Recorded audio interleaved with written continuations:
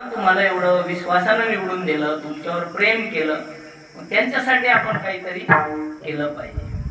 तर बघा, लोक आता हे लातूरचं किती मोठं प्रकरण आहे. त्या महाराजांना म्हटले किती लाख रुपये घेऊन गेला कोटी, जाऊ दे ना, तुम्हाला त्याचा भ्रष्टाचार दिसायला, एखाद्या आमदाराचा, खासदाराचा, एखाद्या मंत्र्याचा, त्याचा तुम्ही का हिशोब विचारत नाही? प्रत्येक ग्रामपंचायतला हिशोब. महाराज लोकांना जर असं थोडंफार काही झालं की सगळे त्याच्यावर तुटून पडतात. हे लोक तुम्हाला भ्रष्टाचारी दिसत नाही, आणि हे सत्य करणारे भ्रष्टाचार. सप्ताह झाला की द्या हिशोब. तुम्हाला एवढी हिशोब विचारायची हिंमत येतं, मग एखाद्या आमदाराला विचारा तालुक्याचा हिशोब, एवढ्या दिवसाचं तुम्ही काय करता. खासदाराला विचारा, मंत्र्याला विचारा, गावातल्या ग्रामपंचायतला हिशोब विचारा. ते सोडून देतील आणि छोट्या मोठ्या 1-2 लाखासाठी कटकट करत बसतील. तर सांगायचं तात्पर्य एवढंच आहे, देवाचा स्वभाव तसा नव्हता. देव काय करायचा, अगोदर गोपाळांना द्यायचा आणि उरलं तर खायचा. आपलं तसं नाही, आपण अगोदर खातो, उरलं तर मग बाकीच्याचा विचार करतो. देव म्हटलं तसं करणार नाही. आधी देतो पुरे म्हणाल, आणि मग त्या गोपाळाला द्यायचं, उरलं तर देवानं खायचं. पण ते विचार करायचे. आता उद्या ही गवळण पुन्हा उंच लोणी ठेवणार, मग देवानं ते मडकं फोडून टाकायचं, शिंक तोडून टाकायचं, नाही का? मग संतांनी वर्णन केलेले, असा कसा देवाचा देव टकला, देव घेतला पायाने.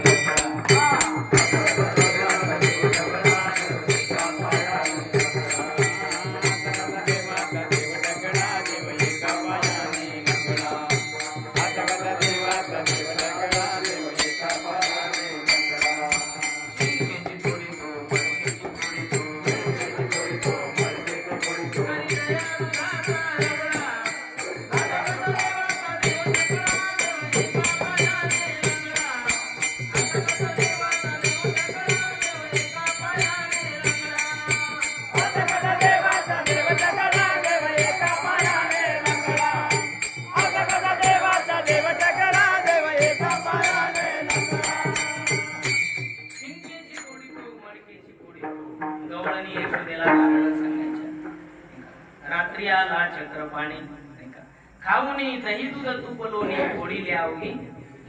दही दूध लोणी खाल्लं, गवळणी म्हणल्या खाल्लं, त्याच्याबद्दल काही तक्रार नाही. पण यानं काय केलं, मला शिंक तोडलं, मडकं फोडलं. आणि मग त्या गवळणीच्या तक्रारी यशोदा ऐकून घ्यायची. पण यशोदा काही सामान्य नव्हती. ती नंदबाबाची नंदराणी. गवळणीला बसा बोलायची, शिव्या द्यायची. तुम्हीच असे आहेत, तुम्हीच तसे आहेत, तुम्हाला 2-2 लेकर आहेत, अर्धा डझन आहेत, आम्ही काही तक्रार करतो का? आमचं एकूण तर एक तुम्हाला सहन व्हायना, म्हणजे तुमच्या डोळ्यात चढायला लागलं, असं उलट बोलायचे. कोण? यशोदा. आणि तुम्हाला जर वाटत असेल माझा कृष्ण चोऱ्या करतो, तर त्याला मला मुद्द्याचं धरान माझ्याकडे घेऊन या. यशोदेला माहित होता हा काही धरल्या जात, हा ब्रह्मविदेचा जनिता, तुम्ही याला धरू पाहता, हा कैसा येईल हातावे, हा कोणाला धरल्या जात नाही. गवळणी सतर्क झाल्या आणि भगवंताला अनेक लीला भगवंताने केल्या. एका गवळणीच्या घरी गेले, तर हे दूध लोणी खाल्लं, आणि त्या गवळणीच्या घरी तिचा सासरा झोपलेला होता. ताकाचा डेरा उचलला आणि त्या म्हाताऱ्याच्या डोक्यावर टाकला. आता म्हातारं मेलं, ते पहिलंच मरायला आलं होतं, पण कृष्णानं ते मडकं टाकायचं काय झालं, निमित्त झालं. आधीला आलं मोडायचं, कावळ्याला आलं मोडायचं, म्हातारं मेलं. गवळण गेली, यशोदेला सांगू लागली, परवा आला आमुचे घरा, दारी निजला होता म्हातारा, घेऊन ताकाचा डेरा, शैरा घातला तयावर. यशोदे, तुझ्या कृष्णाने म्हातारं मारलं. यशोदा म्हटली, माझा कृष्ण केवढा, ताकाचा डेरा केवढा, आणि तुमचं तो काय मारायला आला का तारायला आला? नाही का, तो मारणार नाही. असं का माझा कृष्ण करणार नाही? बाळ सगुण गुणाचे ताने, बाळ दिसते गोजिरवाणे. म्हणजे आमचं नसर दुसऱ्याचं असं नाही. म्हणजे ते दारू प्यायला लोक सांगतात, तरी ती मान्य करायला तिचंच नाव काय? आई. ज्या कोर्टामध्ये सगळे गुन्हे माफ होतात, त्या कोर्टाचं नाव काय? आई. आईचं अंतःकरण फार वेगळं. ती शेवटी यशोदा आईच होती, आणि मग ती काही मान्य करत नव्हती. तुम्हाला जर वाटतं माझा कृष्ण चोऱ्या करतो, मला मुद्द्याचं धरान त्याला घेऊन एक गवळण म्हटली, ठीक आहे. तिनं कृष्णाला चॅलेंज केलं, कृष्णा सगळ्या गवळणीच्या घरी गेला, माझ्या घरी आला तर बांधून टाकेल. आता देव म्हटले मला बांधणारी आजपर्यंत कोणी जन्माला आली नाही. मला फक्त माझे भक्तच बांधू शकतात. देवाला बांधता येत पण त्याच्यासाठी प्रेम लागतं नाही का. प्रेमसूत्र कोणी नेतो तिकडे जातो हरी नाही का. जनाबाई म्हणतात हृदय बंदी खाना केला आठ धरीला पंढरीचा चोर गळा त्याला बांधणं फक्त भक्ताला जमलं बाकीच्याला जमलं. देव गेले. रात्रीच्या वेळेला गवळण झोपलेली गवळी झोपलेला आहे. गवळ्याची दाढी पकडली गवळणीची वेणी पकडली दोघाची गाठ बांधून निघून गेली. गवळण उठली सकाळी गवळ्याच्या दाढीला झटका बसला. गवळी क्रोधित झाला. दोघांचं भांडण लागलं सकाळी सकाळी. गवळी समजदार होता. तो म्हटला कटकट करू नको भांडू नको नाही का. तसंही गवळ्याला समजदारपणा घ्यावा लागतो. गवळणी काय ऐकत आहेत का काय नाही का. गवळणी लय डेंजर आहे. फक्त त्या मर्यादा पाळतात. गवळण कशालाच ऐकत नाही. खायला बी माणसापेक्षा 2 पोळ्या गवळण शिल्लकच घालते. तुम्ही पहा माणसाची पंगत अर्ध्या घंट्यात उठती आणि बायाची पंगत 1.5 घंटा चालते. याचा अर्थ ते जास्त खातात असं नाही. खाताना गप्पा मारत जेवतात म्हणून टाइम लागतो. माणसाची आपली लवकर पंगत आवडते म्हणून काही गावात काय करतात अगोदर माणसं जेवू घालतात. आवरून घ्या म्हणतात लवकर मग महिलाची पंगत. तर सांगायचं तर मी नाही सांगत तर शास्त्र सांगतो. माणसापेक्षा महिलांचा आहार दुप्पट झोप तिप्पट आणि काम चौपट. बरोबर हे काय आम्ही कोणाला सांगतो काय. आमचं बदल पुराण थोडी. भांडायला सुद्धा माणसाला ऐकत नाही. काही लोक लय हुशार. भांडणं लागले की बाया पुढे घालतात माणसं गपचूप राहतात. भांडायचं खातं शिव्या द्यायचं खातं कोणाकडं महिला मंडळ. गवळण लय डेंजर. गवळ्याला काय ऐकत होती का ती. गवळी समजदार होता. तो म्हटलं जाऊ नये. कोणाला काही बोलली होती का. गवळण म्हटली काल कृष्णाला बोलले होते आमच्या घरी आला तर बांधून टाकेल. गवळी तर म्हणला चंडाळणी. सगळ्या गावाला बोलायचं होतं पण त्या काट्याला त्याच्या कशाला नादी लागली. आता त्याच्याकडे गेल्याशिवाय ही गाठ सुटत नाही. देवाकडे गेले. देवानं कृपा दृष्टी केली पण ती गवळण सांगायली. दुसरी आली धावून याने बाई काय केली करणी पतीची दाढी माझी वेणी दोईची गाठ बांधुनी गाठबाई कोणाशी सुटेना कोठवरी सोसू हा धिंगाणा. कृष्णाला विचारलं यशोदेनं कृष्णा ही गाठ तू बांधली का. देव म्हणले मैया मी कशाला गाठी बांधू. मी गाठी सोडायला आलो का बांधायला. मी गाठ बांधली. मग बांधली कोणी म्हणले बांधली असं देवानं. देव म्हणले मैया ही गवळण काल मला म्हटली होती माझ्या घरी आला तर बांधून टाकेल. बघ म्हटले आज देवानं तिला. गवळी हात जोडतो देवाला विनंती करतो देवा झालं गेलं विसरून जा आमच्यावर कृपा करा. देवानं हात नाही लावला त्या गाठीला फक्त नजर टाकली कृपा दृष्टी आणि कृपा दृष्टीनं ती गाठ सुटली. कारण देवाचा नियमच असा आहे ज्याला गाठी सोडायच्या त्यानं त्याला शरण जायचं. मामेव शरण प्रपदेंचे माया मे काम तरंते ते. अशा लीला भगवंताने खूप गोकुळामध्ये केल्या. एक गवळण आली यशोदे तुझा कृष्ण खूप विचित्र खोड्या करायला लागलेला आहे. आमच्या घरी आला दही दूध लोणी खाल्लं मडके फोडले शिंके तोडले त्याच्याबद्दल काही तक्रार नाही. पण तुझा कृष्ण काय करतो आमच्या घरी आल्याच्या नंतर दही दूध लोणी तो खातो आणि उष्टे हात सुनाच्या मुखाला लावून देतो. बरं सासूचं सुनाला सांगतो सुनाचं सासूला सांगतो नाही का. म्हणजे आमच्या घरात आता हा भांडणं लावतो. एक तर म्हटली काय सांगावं यशोदे तुला. सून होती माझी गर्भिणी तिशी पुशे चक्र पाणी गळ्यामध्ये हात घाली गळ्यात हात काय घालतो नाही का. तिसरी आली धावत याने गे बाई काय गेली मात मुखाशी मुख चुंबन देत गळ्यामध्ये हात घाली धरू जाता सापडेना उठवरी सोसू हा धिंगाणा. नुसते मडके फोडायला शिंके तोडायला एवढ्यात हात थांबत नाही. गळ्यामध्ये हात काय घालतो चुंबन काय घेतो लेकराला चिमटे काय घेतो अनेक प्रकारच्या खोड्या करतो. आणि आता मात्र यशोदा घाबरली. यशोदेला चिंता लागली. अशा जर खोड्या कृष्णाच्या वाढल्या हे काही बरं दिसत नाही. आणि मग सगळ्या गवळणी एकत्र आल्या. मोर्चा घेऊन आलेल्या आहेत. गाव घ्या मिळून ही गवळणी आल्या नंदाची भुवनी आणि यशोदेला सांगू लागल्या यशोदे कृष्णाशी सांगा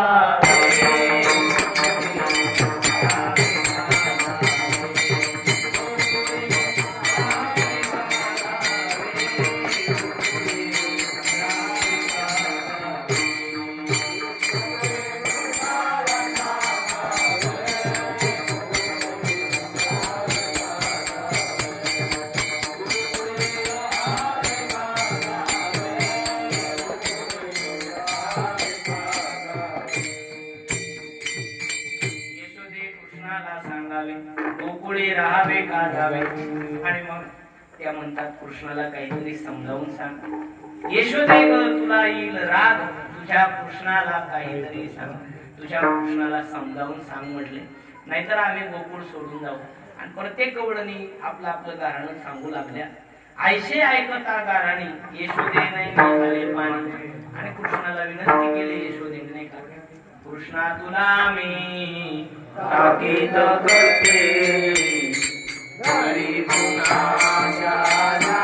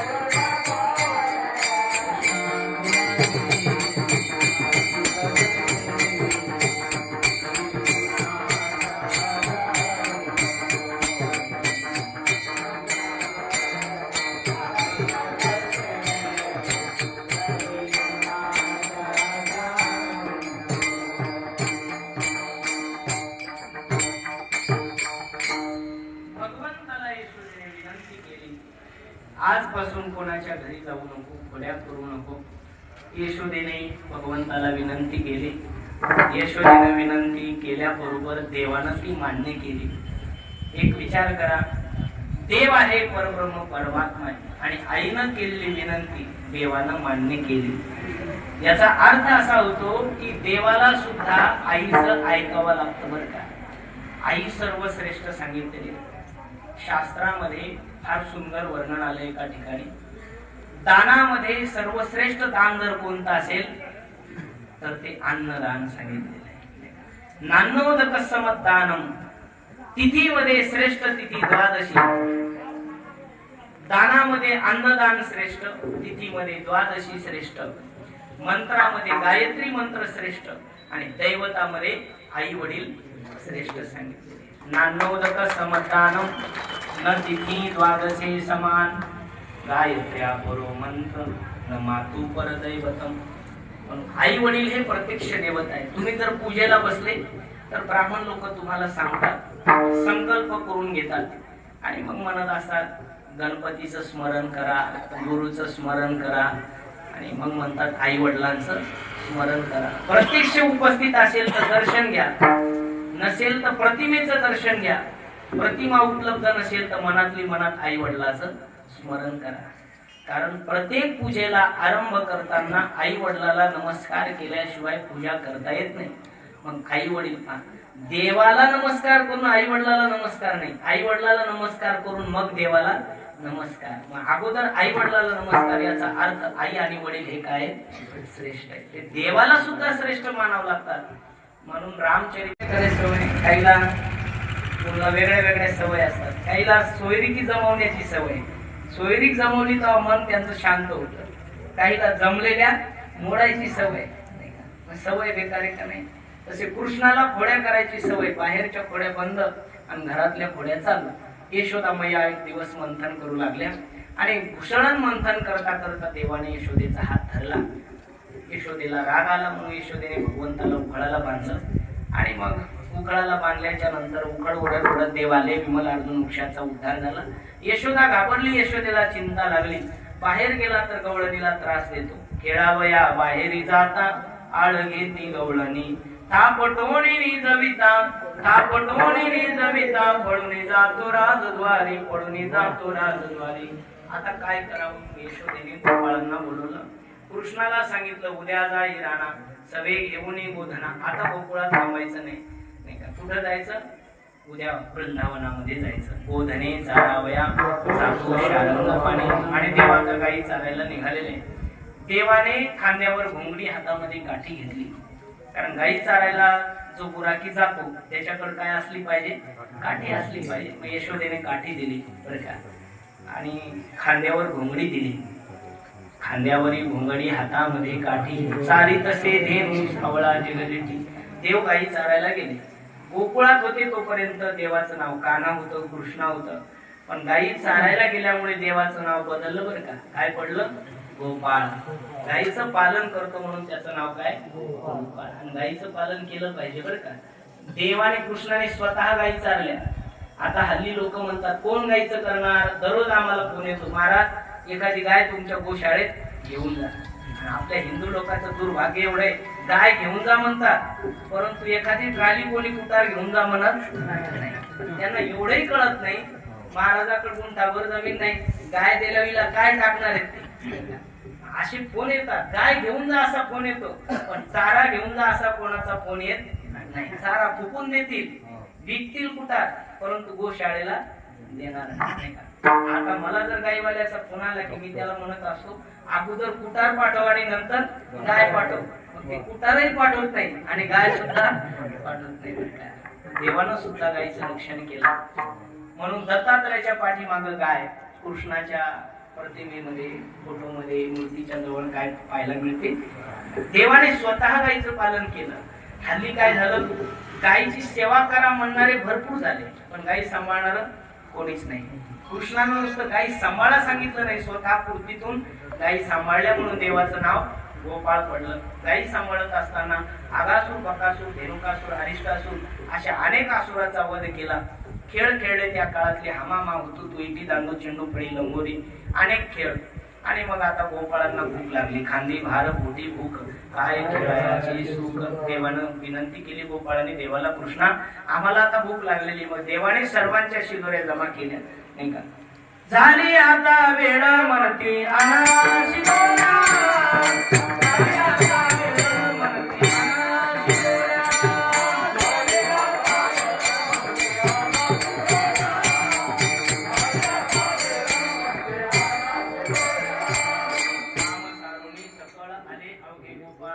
झाली आता वेळ म्हणती अनाशिदोऱ्या. सर्वांच्या शिदोऱ्या जमा केल्या. प्रसादाचं पात्र देवाने डाव्या हातात घेतलेले, उजव्या हातातली बन्सी कमरेला कवलेली, विप्रद वेणू जठर पटयो शृंगवेत्रेच कक्ष. आणि देवानं गोपाळांना सांगितलं मी तुम्हाला प्रसाद देतो, परंतु एक आट आहे. काय? आपल्या हिंदू संस्कृतीमध्ये भोजनाच्या अगोदर काय करावं लागतं? भजन करावं लागतं, नाही का. भजनाशिवाय प्रसाद मिळत नाही. देवाने विनंती केली, गोपाळांनी भजन केलं. भानुदास गीती गात प्रसाद देतो पंढरीनाथ. आणि स्वतः भगवंताने काल्याचा प्रसाद गोपाळांना दिलेला आहे, नाही का. तो कालाचा प्रसाद एवढा दुर्लभ आहे, स्वर्गातल्या देवालाही मिळत नाही. तो काला खाण्याकरता देव अमरावती सोडून आलेले. आजी ओस अमरावती काला पाहावया येती, देव विसरती देवावा पुरा काल्याची आशे, देव जडे झाले मासे. तो देवांना दुर्लभ असणारा काला भगवंताने गोपाळांना दिला. पुंडलिक वरदे हरे विठ्ठल श्री ज्ञानदेव गोपाल कृष्ण भगवान गोपाल कुमारी.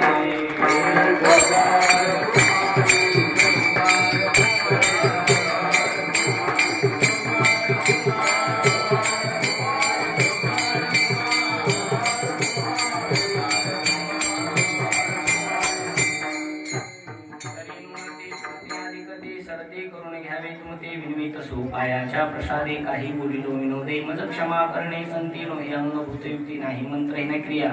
नकाचर्या विचारू सेवेमध्ये जमा धरा, कृपा करा सेवेटी झालेली सेवा भगवंताच्या चरणी आदिशक्ती मुक्ताबाईच्या चरणी समर्पित करू. आणि इथे उपस्थित असणारे सर्व गुणीजन मंडळी, टाळकरी, मृदंगाचार्य सर्वांना धन्यवाद देऊ.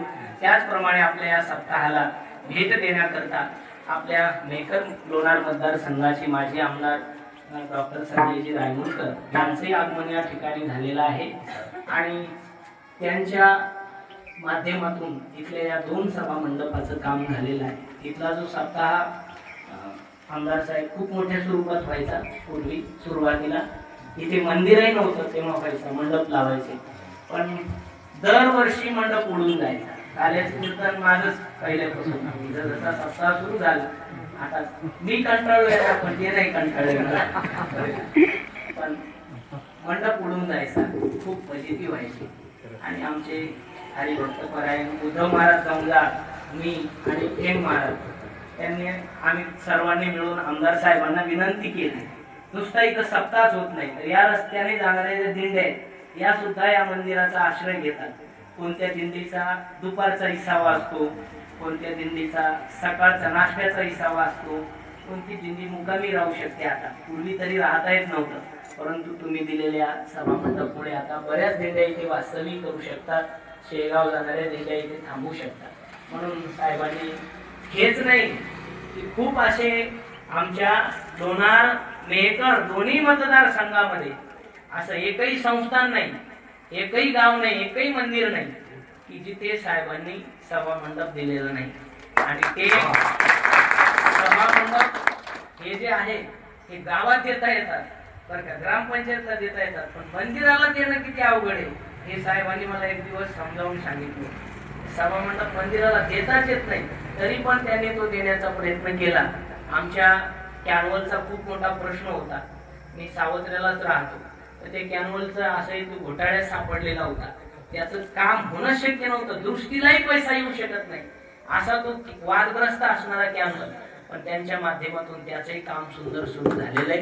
फक्त आमच्या मतदारसंघातल्या लोकांनी थोडीशी खूप मोठी चुकी केली आणि ती केली, पण तेव्हा करताना त्यांच्या लक्षात आलं नाही, पण आता निश्चितच त्यांच्या लक्षात आलं.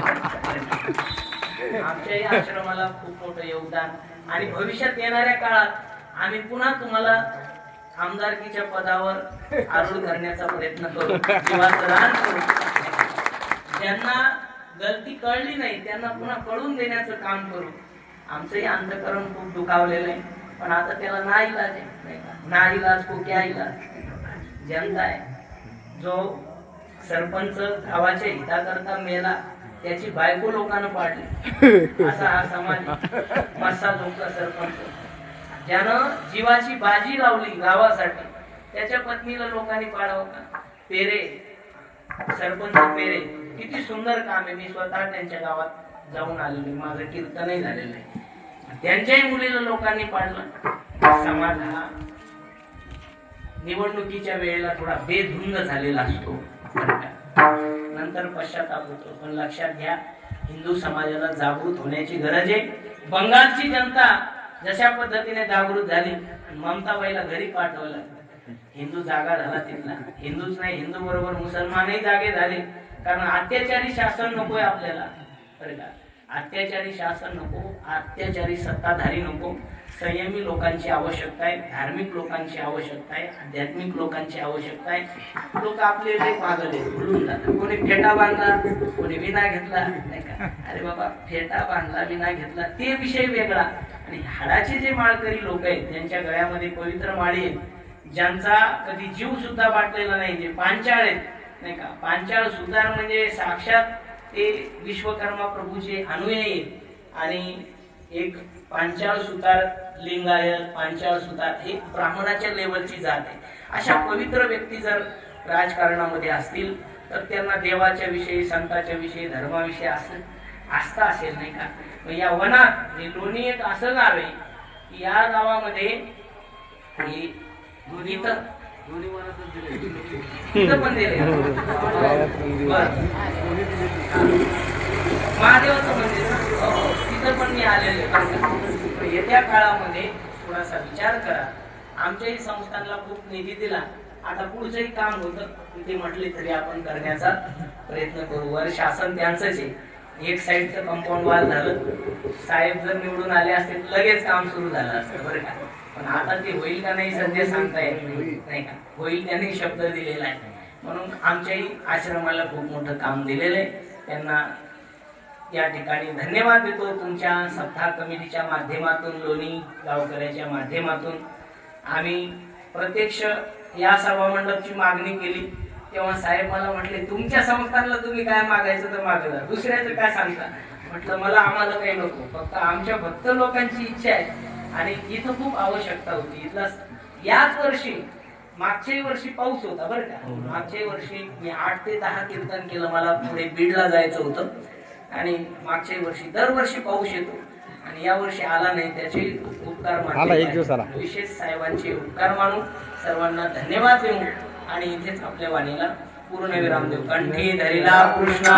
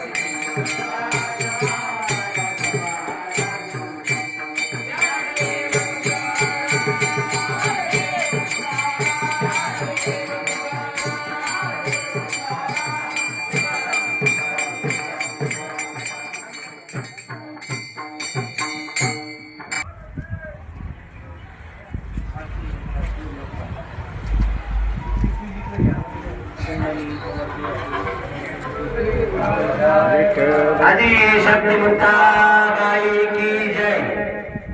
त्याचप्रमाणे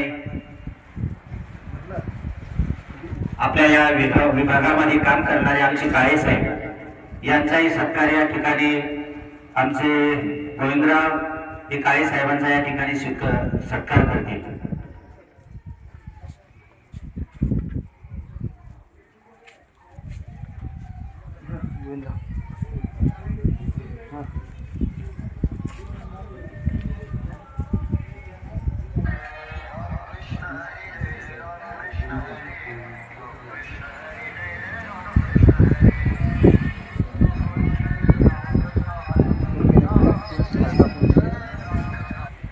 आदिशक्ती मुक्ताबाई की जय.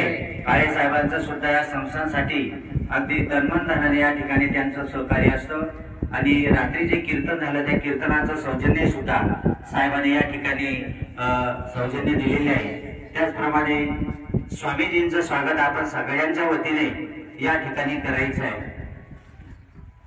आपल्या संस्थांचे अध्यक्ष तसेच या विभागाचे आमदार रायवलकर साहेब हे या ठिकाणी येतील, तसे मुख्य महाराज अवजार हे या ठिकाणी येऊन स्वामीजींचं या ठिकाणी पूजन करतील.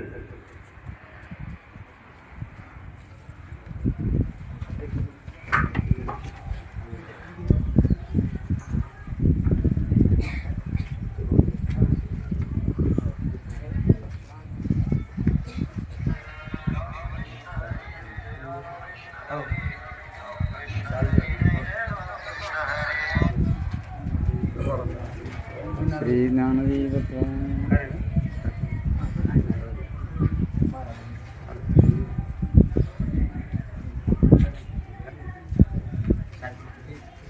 पुंडलिक वरदे विठ्ठल श्री ज्ञानदेव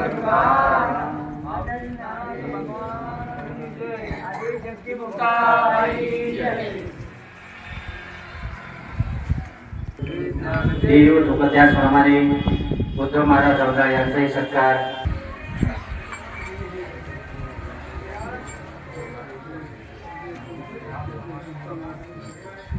या ठिकाणी जवळजवळ सत्काराचा कार्यक्रम या ठिकाणी संपला आणि साहेबांनी या ठिकाणी थोडंसं आपलं मोकळ्या मनाने मनोगत व्यक्त करावं असे मी त्यांना विनंती